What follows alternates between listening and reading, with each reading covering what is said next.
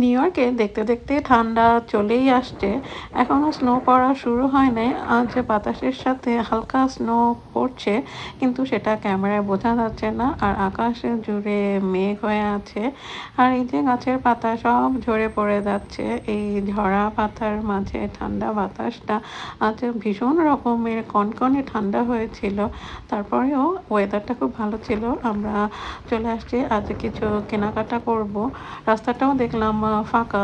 এই সময়ে রাস্তাঘাটে বেশ অনেক মানুষ থাকে। আজ এখানে মানে নিউ ইয়র্কে আজ সরকারি ছুটির দিন, সে কারণেই কি রাস্তাটা ফাঁকা আমি ঠিক বুঝতে পারছি না। তারপরেও ভালো লাগছিল এই ফাঁকা রাস্তা দিয়ে হাঁটতে, ফুটপাতের উপর দিয়ে হেঁটে হেঁটে আমি একটা দোকানের সামনে চলে আসলাম। শুধু আমি না, আমার সাথে আমার হাজব্যান্ডও ছিল।